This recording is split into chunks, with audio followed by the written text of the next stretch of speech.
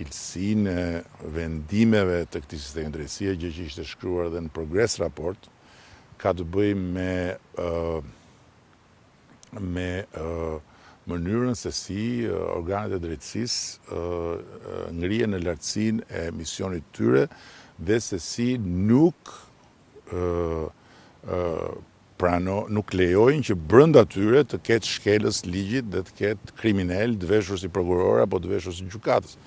Dhe për këtë ai sistem ka hallkat e veta, ka këshillën gjyqësor, ka këshillën e prokurisë, ka inspektorin e lajt drejtësisë. Ai ka gjumë akoma si por këto janë procese dhe janë probleme që duhen trajtuar në instancat e duhura dhe në mënyrën e dur, pa futur duart politika në kuptimin e cënimit të lirisë dhe të sovranitetit të sistemit.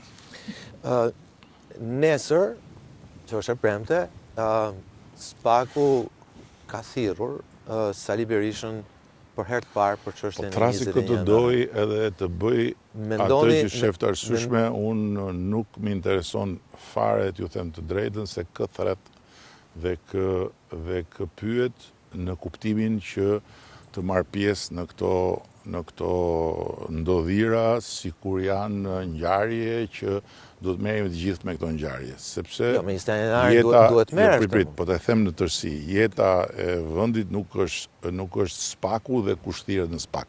Ajo është jeta e SPAK-ut, jeta e vendit ka 1000 gjëra tjera dhe unë personalisht jam i ngarkuar të merrem me disa qindra nga ato 1000 gjërat e tjera, kështu që punët janë të ndara. Për sa i përket 21 janarit, thot një fjalë e urtë, më mirë vonë se kurrë, por nuk e di nëse jemi përpara një zhvillimi që do të sjell drejtësi për ngjarjen, apo jemi në një moment ku kemi të bëjmë me një epizod dhe pastaj zvarritja e drejtësisë për 21 janarin do të vazhdojë. 21 janari është bara më e madhe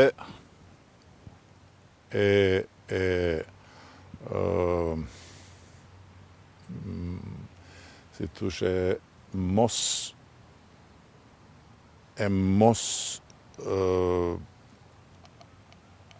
arritjes së drejtësisë që të tregojë se vërtet është e aftë dhe e gatshme të ngrihet në një lartësi tjetër dhe të merret me gjëra të mëdha, të merret me krime të mëdha, të merret me faje të mëdha, që vendosin standarde dhe vendosin gur të mëdhenj në këtë rrugë.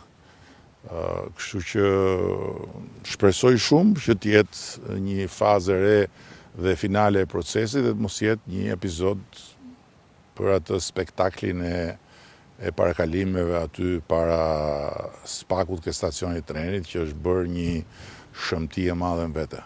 Pra është 21 janari një test edhe për drejtësinë e re? 21 janari është test që është aty dhe ka vite që është aty edhe të vrarët e 21 janarit rrotullohen në varr sa herë vjen data, ndërkohë që ne që jemi mbi tokë akoma ulim kokën sepse ndjehemi të turpëruar që nuk kemi më çfarë fjalësh të themi, ndërkohë që krimi bën mu edhe përgjegjësit për ato vrasje vinë vërdall edhe bëjnë moral nga mëngjesi deri në darkë. Një pyetje e fundit që lidhet me situatën e krimit pas asaj ngjarje tron që ndodhi 2 ditë më parë, që për fat keq themi përforcon idenë se në uniformat blu duhet një reformë e thellë, zoti kryeministër. Ju bët një lëvizje revolucionare duke vënë zonën Koçiu, ministre të punëve të brendshme. Mendoni që duhet bërë diçka më shumë e policia? Jo, unë mendoj që ne kemi bërë progres të madh dhe në atë drejtim, por ajo që na mungon qartësisht në këtë moment është rritja e kapaciteteve për për monitorimin dhe identifikimin e keqbërësve dhe ne kemi praktikisht vënë në vijë këtë proces që është zvarritur disa kohë për fatkeq për arsye burokratike nga ana e policisë shtetit dhe nga ana e Ministrisë Brendshme, që është procesi i transformimit digjital të monitorimit me kamera inteligjente të rrugëve dhe të qyteteve të vendit, që do të thotë, e thënë në terma konkret, nëse ne do të kishim këtë sistem në këmbë, vrasit apo vrasi, apo nuk e di sa kanë qenë në Rinas, do ishin identifikuar në kohë reale, sepse sistemi nuk i jep mundësi keqbërësve të ikin në drejtim të paditur, ose e bën 1000 herë më të vështirë, po themi. Kështu që projekti është gati, financimi është vënë dispozicion, kompania është një nga më të mirat në botë,